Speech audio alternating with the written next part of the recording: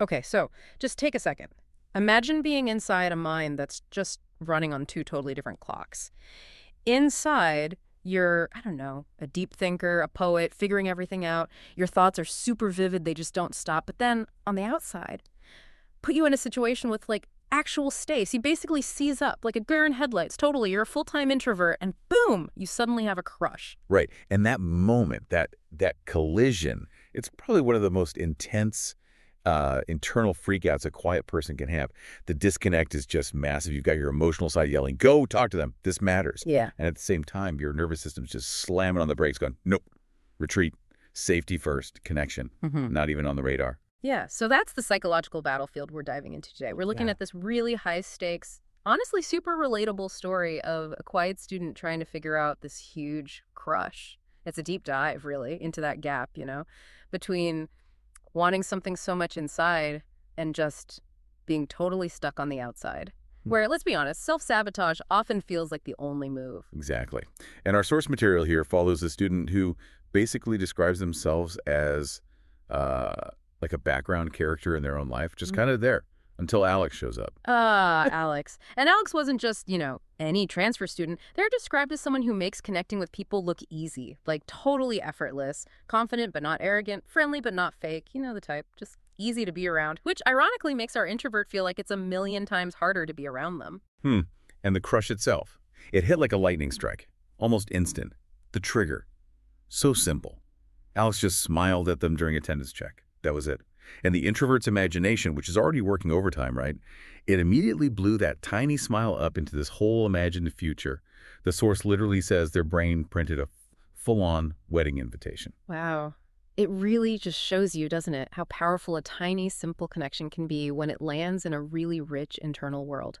So, okay, let's unpack this. What actually happens when that, beautiful, complex inner life crashes into this paralyzing fear of, well, saying anything? Well, what we see is the construction of something we could call the architecture of avoidance. It's basically a defense mechanism where fantasy takes over from reality. And the goal isn't really connection anymore. It shifts.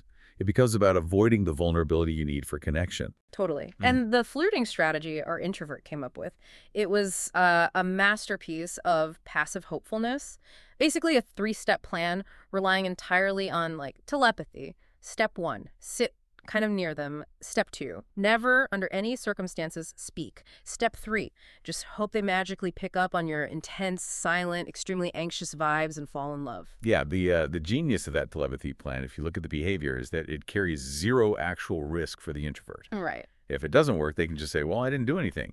The blame falls on the other person for not being psychic. It's not my failure to act. It's their failure to read my mind. It's a really common way to cope when you feel like the stakes are just impossibly high. Oh, yeah. And the second they tried anything even remotely real, the whole system just short-circuited instantly. They talk about this like legendary 2 seconds of eye contact, described it as electric. But the instant that connection registered, the fight or flight thing just kicked in hardcore, overrode everything. Result, a desperate, panicked attempt to look away that ended with them tripping hard over a desk. That desk trip.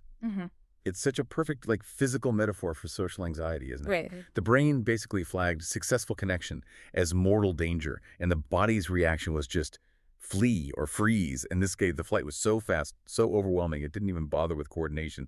The body literally picked falling over in public humiliation over just holding eye contact for another second. And this wasn't a one-off. Weeks went by like this. They'd spend ages just existing near them, having these incredibly detailed conversations in their head about everything, hobbies, dreams, the meaning of life. But on the outside, Alex probably just thought they were being deliberately avoided or, I don't know, just weird.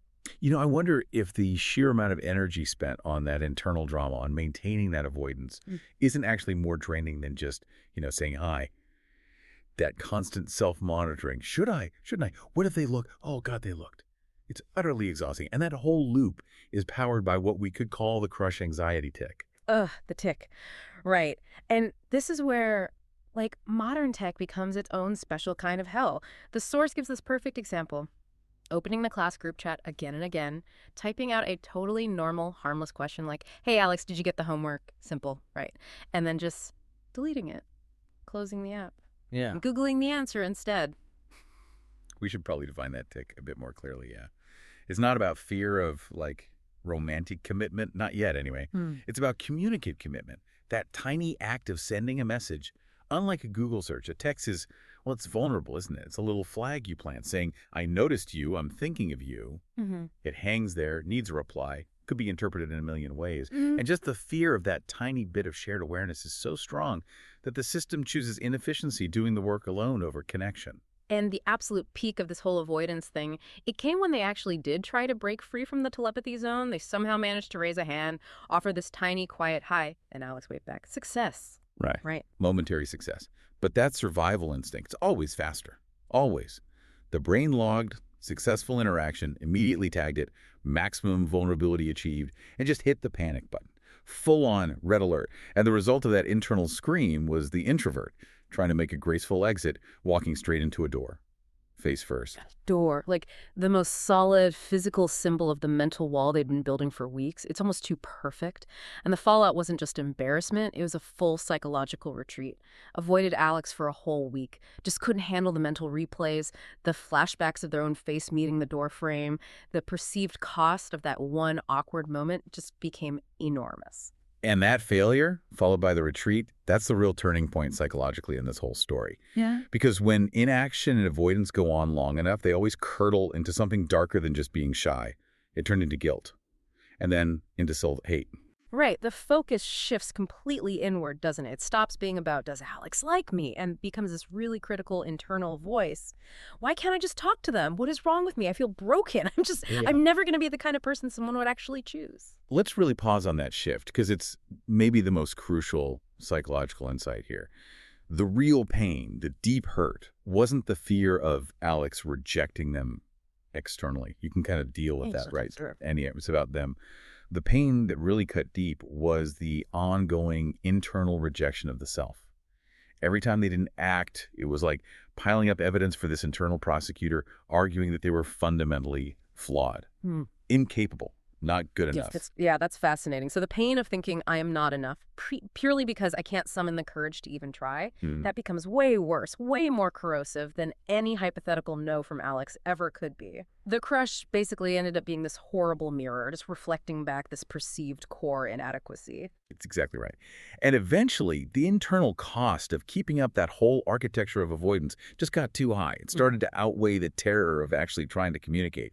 That realization that the self-loathing was actually more painful than potential rejection, that was the tipping point. It fueled this new resolve. Okay, stop the imaginary stuff. Talk to them. For real. Even if I turn into a, quote, tomato with anxiety doing it. You know how it goes sometimes. The moment you actually commit to action, the universe seems to throw you a bone. A lifeline.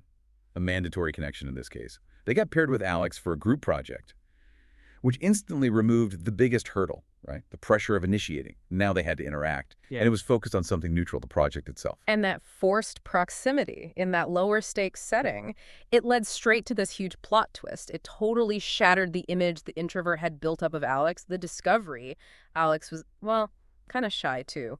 Maybe not in the same walking into doors way, but definitely not the smooth, effortless social god the introvert had imagined. And that is so critical, because the introvert's own anxiety had basically projected this image of perfection onto Alex.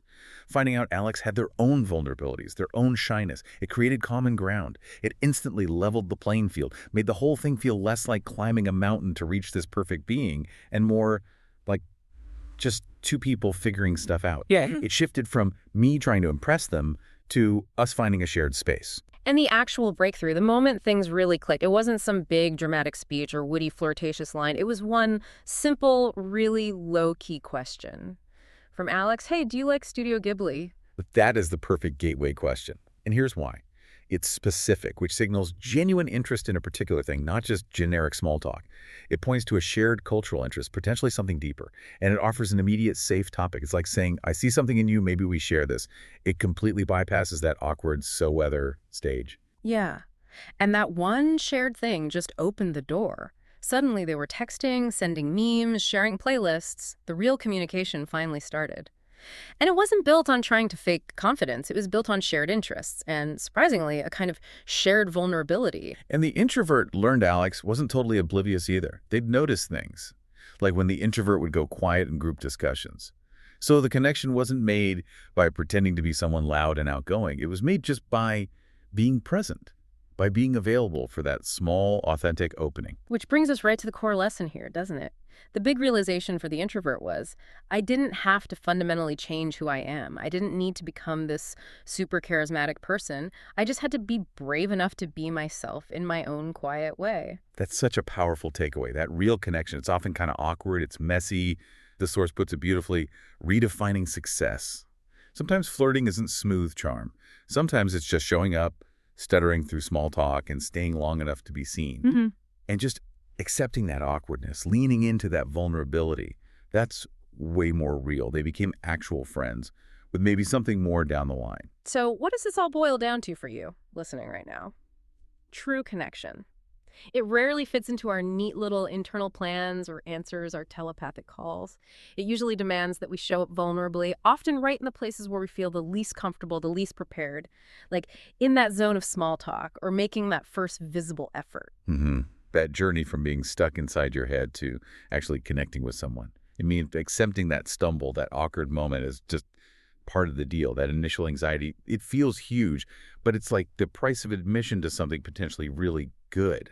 And honestly, that price is almost always lower than the long-term grinding cost of deciding you're not capable, that self-rejection. We'll leave you with the introvert's final thought, kind of a rallying cry for the quietly inclined everywhere. Introverts unite. Not in a crowd. In a quiet room with snacks and preferably Wi-Fi. That's the spirit, isn't it? Aw. Find your version of that quiet room, that place where you feel just safe enough to take one small, visible step. Stop waiting for the mind reading to work. So maybe just take a second now. Think about where in your own life you might be relying on that architecture of avoidance. Where are you choosing fantasy over trying for a real connection? What's the one tiny, potentially awkward, stuttering through small talk step, your version of the Studio Ghibli question that you could maybe take instead of, metaphorically or literally tripping over the desk or walking into a door? Because proving to yourself just once that you can take that step, that will always, always feel better in the long run than the slow burn of deciding you're just not enough.